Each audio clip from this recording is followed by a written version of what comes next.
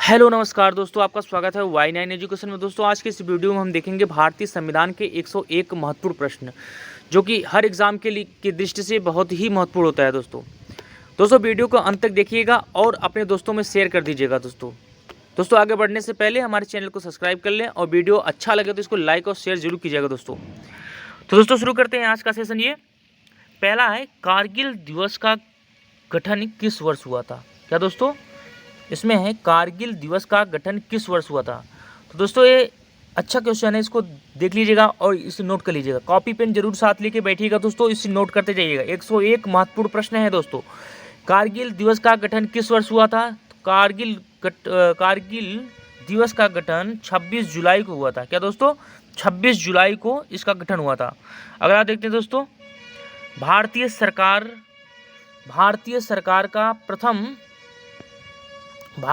का प्रथम विधिक सलाहकार कौन होता है? भारत सरकार का प्रथम विधिक सलाहकार कौन होता है? तो दोस्तों ये महान्यायवादी हो जाएगा। क्या दोस्तों? महान्यायवादी भारत सरकार का प्रथम विधिक सलाहकार होता है। अगला दोस्तों क्या हो, उद्देशिका प्रस्ताव किसने प्रस्तुत किया था? तो दोस्तों ये हो जाएगा, पंडित जवाहरलाल नेहरू ने उद्देशिका प्रस्ताव का प्रस्तुत किया था। उद्देशिका प्रस्ताव को प्रस्तुत पंडित जवाहरलाल नेहरू ने किया था। अगला दोस्तों देखते हैं, भारतीय संविधान के निर्माण का आधार क्या था? तो दोस्तों इसको आपको पता ही होगा, कैबिनेट मिशन। क्या दोस्तों? कैबिनेट मिशन 1946 भारत में संविधान सभा का निर्माण का आधार ही था। कैबिनेट मिशन योजना 1946, इसके अंतर्गत ही इसके ही द्वारा भारतीय संविधान का गठन हुआ था। तो दोस्तों अगला देखते हैं, अगला हो जाएगा, प्रस्तावना में भारत शब्द कितनी बार उल्लेख हुआ है? ये दोस्तों इंपॉर्टेंट है। दोस्तों ये कोई नहीं बताया होगा कि प्रस्तावना में कितनी बार भारत शब्द का उल्लेख हुआ है। तो दोस्तों इसको नोट कर लीजिएगा। तो कितनी बार हुआ है? 2 बार। प्रस्तावना में भारत शब्द का कितनी बार उल्लेख किया है? 2 बार। अगला दोस्तों, प्रारूप समिति का गठन कब किया गया था? प्रारूप समिति का गठन, तो दोस्तों ये प्रारूप समिति का गठन 29 अगस्त 1946 को किया गया था। और इसके अध्यक्ष कौन थे? भीमराव अम्बेडकर। कौन थे? अम्बेडकर, भीमराव अम्बेडकर। तो दोस्तों अगला कौन सा क्वेश्चन देखते हैं, संविधान में भारत को क्या कहा गया है? दोस्तों संविधान में भारत को क्या कहा गया है? तो दोस्तों संविधान में भारत को राज्यों का संघ कहा गया है। क्या दोस्तों? संविधान में भारत को राज्यों का संघ कहा गया है। ये अनुच्छेद 1 में है दोस्तों। अगला देखते हैं दोस्तों, भारत में के संविधान को लागू कब किया गया है? दोस्तों भारत का संविधान जो लागू हुआ था वो 26 जनवरी 1950 को। सर कंफ्यूज नहीं हो गया दोस्तों, इसमें जो संविधान बनकर तैयार हुआ था 26 नवंबर 1949 को, 24 नवंबर 1949 को। और ये दोस्तों लागू कब हुआ था? 1950 में, 26 जनवरी 1950 को लागू हो गया था। अगला देखते हैं दोस्तों, संपत्ति का अधिकार मौलिक अधिकार के रूप में किस संशोधन द्वारा समाप्त कर दिया गया? दोस्तों ये है, संपत्ति का अधिकार मौलिक अधिकार के रूप में किस संशोधन द्वारा समाप्त कर दिया गया था? ये दोस्तों 44वें संविधान संशोधन द्वारा इसे समाप्त कर दिया गया था। क्या दोस्तों? 44वें संविधान संशोधन द्वारा जो संपत्ति का अधिकार था, मौलिक अधिकार, उसे हटा दिया गया। क्या दोस्तों? उसे हटा दिया गया, इसे कानूनी अधिकार दे दिया गया। अगला दोस्तों, अगला है, मुस्लिम हेतु पृथक निर्वाचन प्रणाली लागू की गई किसके द्वारा? मुस्लिम हेतु पृथक निर्वाचन प्रणाली किसके द्वारा लागू की गई दोस्तों? तो ये मार्लो मिंटो सुधार द्वारा। क्या दोस्तों? मार्लो मिंटो सुधार द्वारा मुस्लिम हेतु पृथक निर्वाचन प्रणाली की लागू की गई थी। अगला दोस्तों कौन सा, 10वीं अनुसूची किससे संबंधित है? तो 10वीं अनुसूची दोस्तों दल बदल से संबंधित, दल बदल विधेयक से संबंधित है 10वीं अनुसूची। अगला दोस्तों, उद्देशिका प्रस्ताव कब प्रस्तुत किया गया था? उद्देशिका प्रस्ताव कब प्रस्तुत किया गया था? दोस्तों उद्देशिका प्रस्ताव 13 दिसंबर 1946 को प्रस्तुत किया गया था। उद्देशिका प्रस्ताव 13 दिसंबर 1946 को प्रस्तुत किया गया था। अगला दोस्तों, नगर पालिका को संवैधानिक मान्यता किस संशोधन द्वारा प्रदान की गई? नगर पालिका को संवैधानिक मान्यता किस संशोधन द्वारा प्राप्त की गई? तो दोस्तों ये आपका सही आंसर हो जाएगा, 74वें संविधान संशोधन। नगर पालिका को 74वें संविधान संशोधन द्वारा इसे संवैधानिक मान्यता प्राप्त की गई। अगला दोस्तों, झंडा समिति के अध्यक्ष कौन है? तो झंडा समिति के अध्यक्ष दोस्तों JB कृपलानी है। कौन दोस्तों? JB कृपलानी झंडा समिति के अध्यक्ष हैं। अगला क्वेश्चन है दोस्तों, धार्मिक स्वतंत्रता का अधिकार किस अनुच्छेद के अंतर्गत आता है? तो दोस्तों ये है अनुच्छेद 25 मौलिक अधिकार के अंतर्गत आता है और अनुच्छेद 25 में धार्मिक स्वतंत्रता के बारे में उल्लेख है। तो अगला है दोस्तों पंचायती राज दिवस कब मनाया जाता है। दोस्तों इंपॉर्टेंट है, इसे नोट कर लीजिएगा। दोस्तों इंपॉर्टेंट है, पंचायती राज दिवस कब मनाया जाता है। पंचायती राज दिवस दोस्तों 24 अप्रैल को मनाया जाता है। क्या दोस्तों, 24 अप्रैल को पंचायती राज दिवस मनाया जाता है। अगला दोस्तों भारत के संविधान को अंगीकृत करने की तिथि क्या है। तो दोस्तों 26 नवंबर, क्या दोस्तों 26 नवंबर 1949 को भारत का संविधान अंगीकृत हुआ था। क्या दोस्तों, भारत का संविधान 26 नवंबर 1949 को अंगीकृत किया गया था। तो दोस्तों देखते हैं अगला दोस्तों देश के एकमात्र निर्विरोध राष्ट्रपति कौन चुने गए थे। देश के एकमात्र निर्विरोध राष्ट्रपति नीलम संजीव रेड्डी थे। नीलम संजीव रेड्डी को एकमात्र निर्विरोध राष्ट्रपति के रूप में चुना गया था। अगला दोस्तों प्रारूप समिति को कब पारित किया गया था। प्रारूप समिति को पारित 13 फरवरी 1948 को किया गया था। अगला दोस्तों देखते हैं, अगला है पॉकेट वीटो। पॉकेट वीटो, जेबी वीटो, इसे जेबी वीटो भी कहते हैं दोस्तों, का इस्तेमाल किस राष्ट्रपति ने किया था। तो दोस्तों ये एकमात्र ऐसे राष्ट्रपति हैं ज्ञानी जैल सिंह जिन्होंने पॉकेट वीटो या जेबी वीटो का इस्तेमाल किया था। अगला दोस्तों उद्देश्य प्रस्ताव कब पारित किया गया था। उद्देश्य प्रस्ताव कब पारित किया गया था। दोस्तों 22 जनवरी 1947 को उद्देश्य प्रस्ताव पारित किया गया था। अगला देखते हैं दोस्तों कौन सा है। भारत में जनहित याचिकावाद पब्लिक इंटरेस्ट लेजिस्लेशन का जनक किसे कहा जाता है। तो ये दोस्तों पीएन भगवती को जनहित याचिकावाद को कहा जाता है, इनको जनक कहा जाता है। अगला दोस्तों संविधान सभा के अस्थायी अध्यक्ष कौन और कब बने। संविधान सभा के अस्थायी अध्यक्ष कौन और कब बने। तो संविधान सभा के अस्थायी अध्यक्ष दोस्तों आपको पता होगा राजेंद्र प्रसाद बने, और ये कब बने थे, 11 दिसंबर 1946 को संविधान सभा के अस्थायी अध्यक्ष बने थे। अगला दोस्तों संयुक्त उच्च न्यायालय की स्थापना किसके द्वारा की जाती है। तो दोस्तों यह संसद द्वारा, संयुक्त उच्च न्यायालय की स्थापना संसद द्वारा की जाती है। अगला दोस्तों प्रारूप समिति के अध्यक्ष कौन थे। तो दोस्तों प्रारूप समिति के अध्यक्ष डॉक्टर भीमराव अंबेडकर थे। अगला दोस्तों संविधान सभा के उपाध्यक्ष कौन थे। संविधान सभा के उपाध्यक्ष कौन थे, एस.सी. मुखर्जी। कौन थे दोस्तों, एस.सी. मुखर्जी संविधान सभा के उपाध्यक्ष थे। अगला दोस्तों क्वेश्चन नंबर 27। तो दोस्तों ये कैबिनेट मिशन में संविधान सभा के सदस्यों की संख्या कितनी निर्धारित की गई थी। तो दोस्तों ये सही आंसर हो जाएगा 389 कैबिनेट मिशन में संविधान सभा के सदस्यों की संख्या निर्धारित की गई थी। अगला दोस्तों संविधान संशोधन प्रक्रिया कहाँ से ली गई है। दोस्तों यह संविधान संशोधन की जो प्रक्रिया है, हमारे भारत में जो भी संविधान संशोधन होते हैं, इसकी जो प्रक्रिया दक्षिण अफ्रीका से ली गई थी। कहाँ से दोस्तों, दक्षिण अफ्रीका से संविधान संशोधन की प्रक्रिया ली गई थी। अगला दोस्तों संविधान निर्माण के समय संविधान में कितनी अनुसूचियाँ थी। तो दोस्तों आपको पता होगा संविधान निर्माण के समय संविधान में 8 अनुसूचियाँ थी, और वर्तमान समय में कितनी है दोस्तों, वर्तमान समय में 12 हैं। कितनी, 12, वर्तमान समय में 12 हैं। अगला दोस्तों देखते हैं मूल कर्तव्य किस अनुशंसा पर जोड़े गए थे। दोस्तों ये इंपॉर्टेंट है दोस्तों, इसको नोट कर लीजिएगा। मूल कर्तव्य किसकी अनुशंसा पर जोड़े गए थे। मूल कर्तव्य सरदार पूर्ण सिंह की अनुशंसा पर जोड़े गए थे, जो कि भारतीय संविधान के अनुच्छेद 51 के क में है। तो दोस्तों अगला है 42वें संविधान संशोधन द्वारा प्रस्तावना में कितने शब्द जोड़े गए। तो 42वें संविधान संशोधन द्वारा प्रस्तावना में समाजवादी, धर्मनिरपेक्ष एवं एकता और अखंडता शब्द जोड़े गए। 42वें संविधान संशोधन में ये शब्द जोड़े गए थे। तो दोस्तों अगला है 32वां, संविधान में समवर्ती सूची का प्रावधान कहाँ से लिया गया है। तो दोस्तों संविधान में समवर्ती सूची का प्रावधान ऑस्ट्रेलिया से लिया गया है। कहाँ से दोस्तों, समवर्ती सूची जो है वो ऑस्ट्रेलिया से लिया गया है। समवर्ती सूची में क्या होता है, केंद्र सरकार और राज्य सरकार संयुक्त रूप से इसमें नियम बना सकते हैं। अगला दोस्तों मूल कर्तव्य के संविधान से लिए गए हैं। मूल कर्तव्य किसके संविधान से लिए गए हैं। तो दोस्तों मूल कर्तव्य जो है वो भूतपूर्व सोवियत संघ मतलब रूस से लिए गए हैं। क्या दोस्तों, भूतपूर्व सोवियत संघ था जो कि अब टूट गया 13 देशों में, तो अब दोस्तों अब रूस रह गया, तो ये सोवियत संघ से मूल कर्तव्य लिया गया है। अगला दोस्तों 11वीं अनुसूची किस संविधान संशोधन के द्वारा जुड़ी हुई थी। मतलब 11वीं अनुसूची किस संविधान संशोधन द्वारा जुड़ा गया था। दोस्तों इसका सही आंसर हो जाएगा 73वें संविधान संशोधन 1992 के अंतर्गत ये जोड़ा गया था। अगला है दोस्तों, अगला है मूल मूल कर्तव्यों को किस भाग तथा अनुच्छेद में डाला गया है?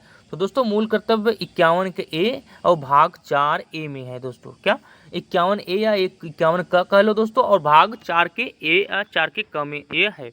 तो दोस्तों 10वीं अनुसूची किस संविधान संशोधन द्वारा जोड़ी गई थी? तो 10वीं अनुसूची 52वां संविधान संशोधन 1985 को जोड़ी गई थी, जिसमें दल बदल का प्रावधान है। क्या दोस्तों? जिसमें दल बदल का प्रावधान है। अगला दोस्तों देखते हैं कौन सा है।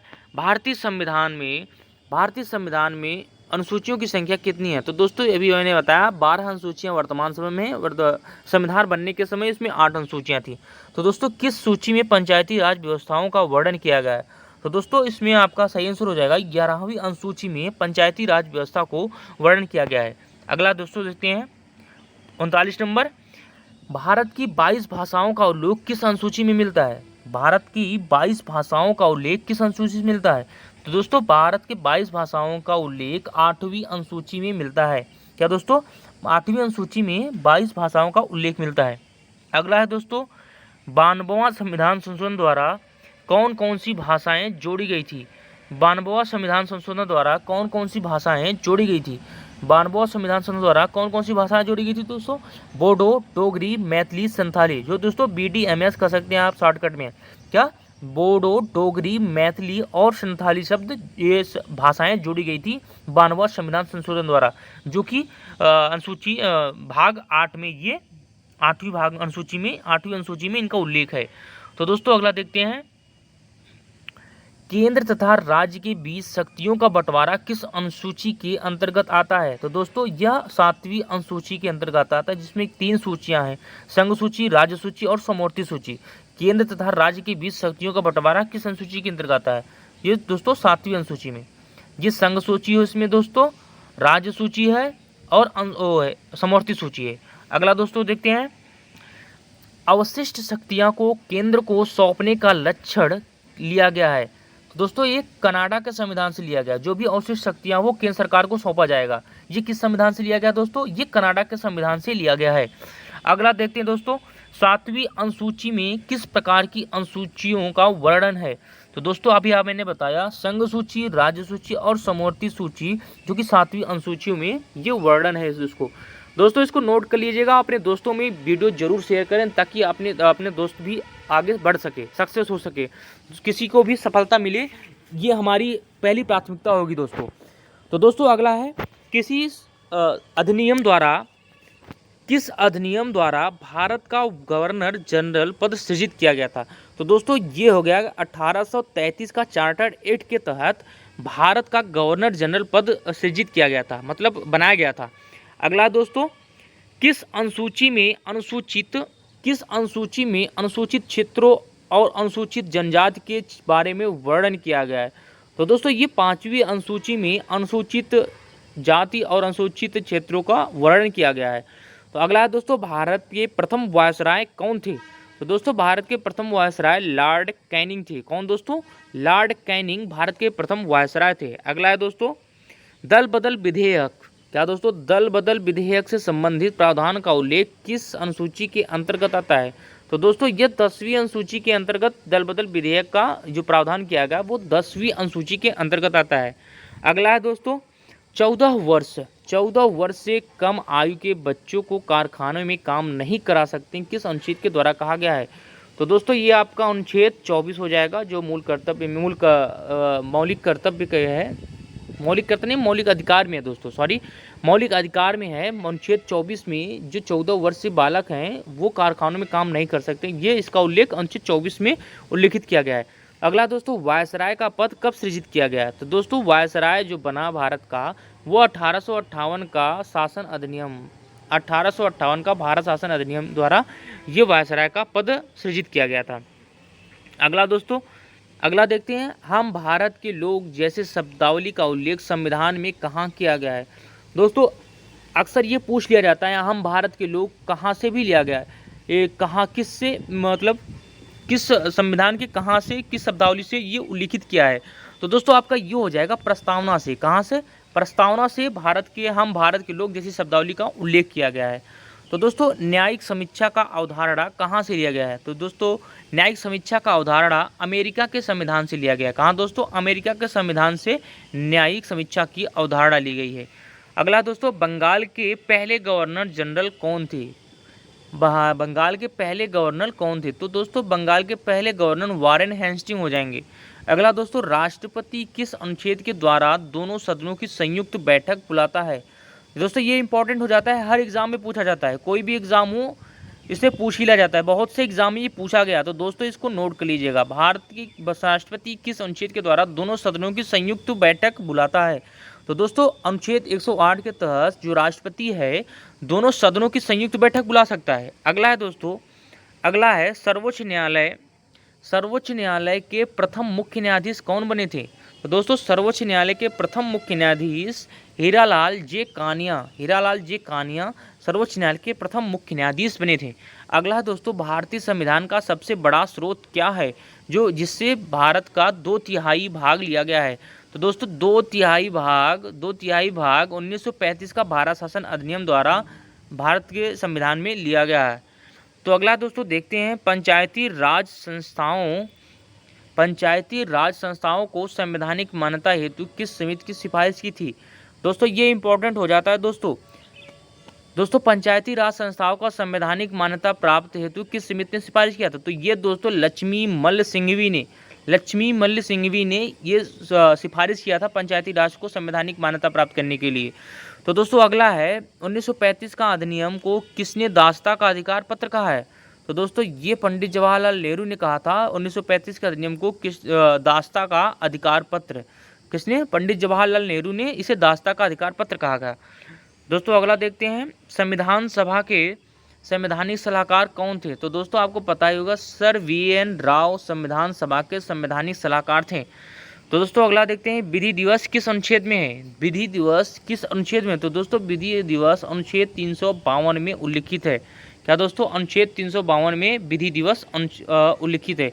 प्रथम बार राष्ट्रीय ध्वज कब फहराया गया था? तो दोस्तों प्रथम बार राष्ट्रीय ध्वज 26 जनवरी 1930 को फहराया गया था। क्या दोस्तों? प्रथम बार राष्ट्रीय ध्वज कब फहराया गया था? 26 जनवरी 1930 को फहराया गया था। अगला दोस्तों, शिक्षण संस्थानों में धार्मिक शिक्षा का प्रतिबंध किस अनुच्छेद के तहत लगा है? तो दोस्तों यह अनुच्छेद 28 के तहत शिक्षा संस्थानों में धार्मिक शिक्षा का प्रतिबंध लगाया गया है। अगला दोस्तों, कांग्रेस के किस अधिवेशन में पूर्ण स्वराज की घोषणा की गई थी? तो दोस्तों कांग्रेस के लाहौर अधिवेशन 1929 को पूर्ण स्वराज की घोषणा हुई थी। क्या दोस्तों? 1929 लाहौर अधिवेशन में पूर्ण स्वराज की घोषणा हुई थी। अगला दोस्तों, मतदान की आयु, ये दोस्तों इंपॉर्टेंट हो जाता है, मतदान की आयु 21 वर्ष से घटाकर 18 वर्ष किस संविधान संशोधन द्वारा किया गया था? दोस्तों मतदान की जो आयु है वो पहले 21 वर्ष हुआ करती थी। कब तक? 1989 तक। 1989 61वें संविधान संशोधन 1989 को यह घटाकर 18 वर्ष कर दिया गया। 21 वर्ष से घटाकर 18 वर्ष कर दिया गया कि 18 वर्ष से जो भी ऊपर होगा वो मतदान कर सकता है। तो दोस्तों अगला है, डॉक्टर भीमराव अंबेडकर किस प्रदेश से संविधान सभा में सदस्य थे? तो दोस्तों ये इंपॉर्टेंट हो जाता है, आने वाले एग्जाम में पूछ भी सकता है, डॉक्टर भीमराव अंबेडकर किस प्रदेश से संविधान सभा के सदस्य थे? तो दोस्तों ये हो जाएगा मुंबई से डॉक्टर भीमराव अंबेडकर संविधान सभा के सदस्य थे। अगला दोस्तों, अगला है, राष्ट्रीय ध्वज की डिजाइन किसने तैयार किया था? तो दोस्तों ये भी इम्पोर्टेंट है, राष्ट्रीय ध्वज की डिजाइन पिंगली वेंकैया ने तैयार किया था। क्या दोस्तों? पिंगली वेंकैया ने राष्ट्रीय ध्वज का डिजाइन तैयार किया था। दोस्तों अगला है, आधुनिक भारत का मनु किसे कहा जाता है? तो दोस्तों आधुनिक भारत का मनु डॉक्टर भीमराव अंबेडकर को कहा जाता है, क्योंकि दोस्तों इन्होंने जो संविधान बनाया था उसमें महत्वपूर्ण भूमिका निभाया था। क्या दोस्तों? आधुनिक भारत का मनु डॉक्टर भीमराव अंबेडकर को कहा गया है।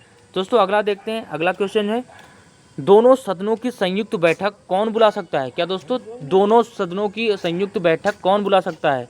दोनों सदनों की संयुक्त बैठक दोस्तों राष्ट्रपति बुला सकता है। कौन? राष्ट्रपति दोनों सदनों की संयुक्त बैठक बुला सकता है। क्या दोस्तों? दोनों सदनों की संयुक्त बैठक राष्ट्रपति बुला सकता है। दोस्तों अगला है, भारत में प्रथम आम चुनाव कब हुआ था? क्या दोस्तों? भारत में प्रथम आम चुनाव कब हुआ था? तो दोस्तों ये हो जाएगा 1951 और 52 में भारत में पहला आम चुनाव हुआ था। तो दोस्तों अगला है 9वीं अनुसूची किस संविधान संशोधन द्वारा जोड़ी गई थी। क्या दोस्तों 9वीं अनुसूची किस संविधान संशोधन द्वारा जोड़ी गई थी।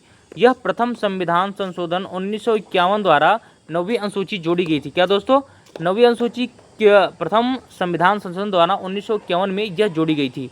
अगला दोस्तों संविधान संशोधन द्वारा प्रस्तावना में संशोधन किस संशोधन द्वारा किया गया था। क्या दोस्तों संविधान संशोधन द्वारा प्रस्तावना में संशोधन किस संशोधन के द्वारा किया गया था। तो दोस्तों यह 42वें संविधान संशोधन द्वारा संशोधन प्रस्तावना में किया गया था। दोस्तों अगला देखते हैं शोषण के विरुद्ध अधिकार किस अनुच्छेद के अंतर्गत आता है। दोस्तों शोषण के विरुद्ध अधिकार किस अनुच्छेद के अंतर्गत आता है। तो दोस्तों शोषण के विरुद्ध अधिकार अनुच्छेद 23 से 24 में आता है। क्या दोस्तों अनुच्छेद 23 से 24 में शोषण के विरुद्ध अधिकार का उल्लेख किया गया है। अगला दोस्तों मौलिक अधिकार किस देश के संविधान से लिया गया है। तो दोस्तों मौलिक अधिकार का संविधान जो कि अमेरिका से लिया गया है। कहाँ दोस्तों अमेरिका से मौलिक अधिकार का जो मौलिक अधिकार है वो अमेरिका के संविधान से लिया गया है। तो दोस्तों अगला देखते हैं किस संशोधन द्वारा दिल्ली को राष्ट्रीय राजधानी का दर्जा दिया गया। ये दोस्तों इंपॉर्टेंट हो जाता है, इसको नोट कर लीजिएगा। 69वें संविधान संशोधन द्वारा दिल्ली को राष्ट्रीय राजधानी का दर्जा प्राप्त हुआ। क्या दोस्तों 69वें संविधान संशोधन द्वारा राष्ट्रीय राजधानी दिल्ली को बनाया गया। अगला दोस्तों ईस्ट इंडिया कंपनी के शासन का अंत किस अधिनियम द्वारा किया गया। तो दोस्तों यह 1858 का भारत शासन अधिनियम के द्वारा ईस्ट इंडिया कंपनी के जो शासन था उसे खत्म कर दिया गया था। अगला दोस्तों लोक लेखा समिति की कितने और किस सदन के सदस्य होते हैं। लोक लेखा के जो सदस्य होते हैं वो किस सदस्य के होते हैं और कितने सदस्य उसमें होते हैं। तो इसमें पूरे 22 सदस्य होते हैं दोस्तों, जिसमें से लोकसभा से 15 और राज्यसभा से 7 होते हैं लोक लेखा के जो सदस्य हैं। अगला दोस्तों राष्ट्रीय आपात किसमें कौन सा अनुच्छेद निलंबन हो जाता है। राष्ट्रीय आपात में कौन सा अनुच्छेद निलंबित हो जाता है। तो राष्ट्रीय आपात में दोस्तों अनुच्छेद 19 पूरी तरह से निलंबित हो जाता है। क्या दोस्तों अनुच्छेद 19 निलंबित हो जाता है राष्ट्रीय आपात के समय। अगला दोस्तों संसद की प्रथम बैठक कब हुई थी। तो दोस्तों संसद की प्रथम बैठक 13 मई 1952 को हुई थी। क्या दोस्तों 13 मई 1952 को संसद की प्रथम बैठक हुई थी। अगला दोस्तों कौन अपने पद की शपथ नहीं लेता है। तो दोस्तों लोकसभा अध्यक्ष अपने पद का शपथ नहीं लेता है। लोकसभा के जितने सदस्य होते हैं वो आपस में ही लोकसभा का चुनाव करते हैं, लोकसभा अध्यक्ष का चुनाव करते हैं, जिसमें लोकसभा का अध्यक्ष शपथ नहीं लेता है। तो दोस्तों अगला है 73वें व 74वें संविधान संशोधन के समय देश के प्रधानमंत्री कौन थे। तो दोस्तों पीवी नरसिम्हा राव। कौन? पीवी नरसिम्हा राव 73वें और 74वें संविधान संशोधन के समय देश के प्रधानमंत्री थे। तो दोस्तों अगला है भारत का राष्ट्रपति किस अनुच्छेद के अंतर्गत आता है। भारत का राष्ट्रपति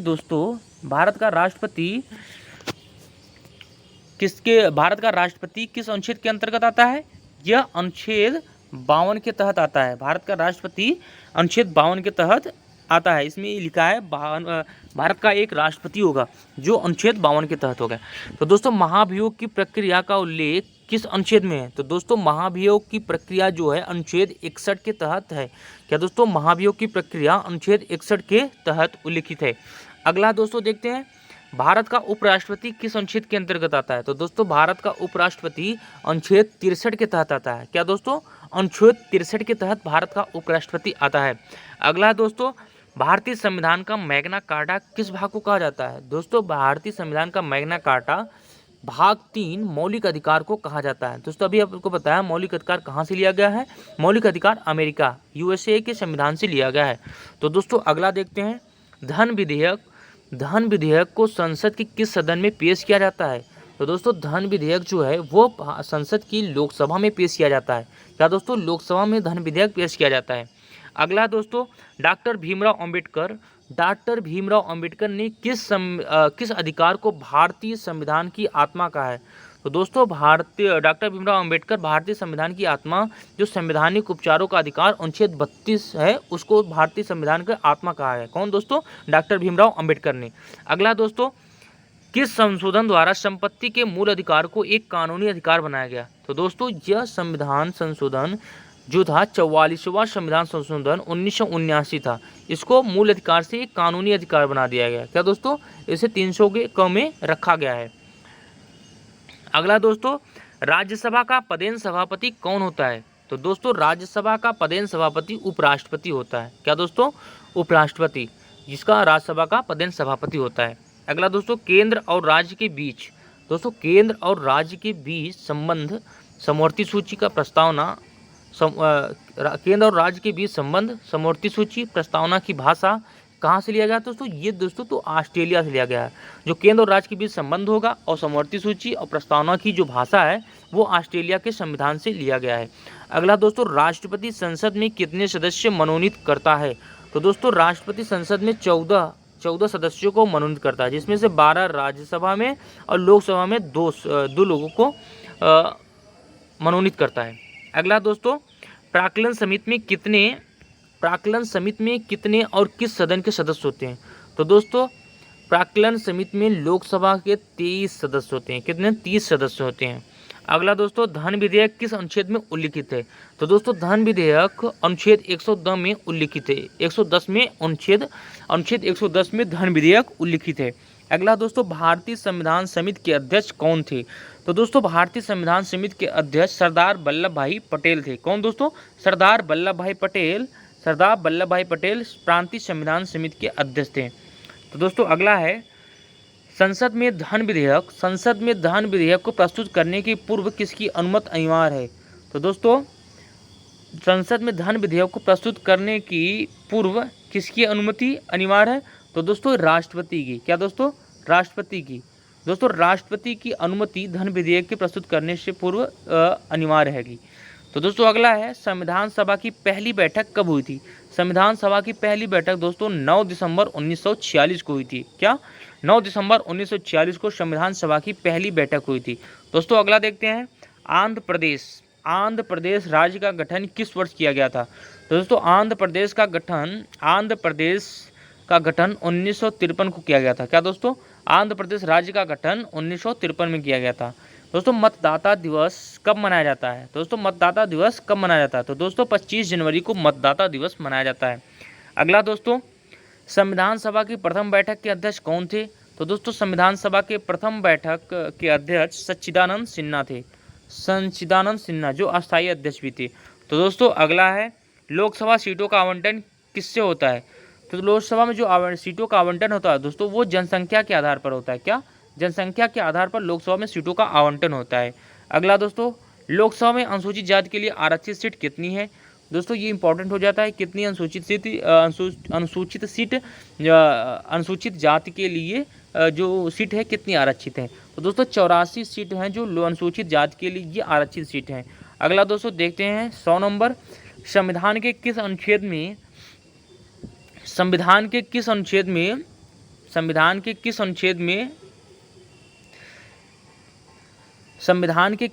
में लोकसभा में अनुसूचित जातियों के लिए आरक्षण का प्रावधान किया गया है।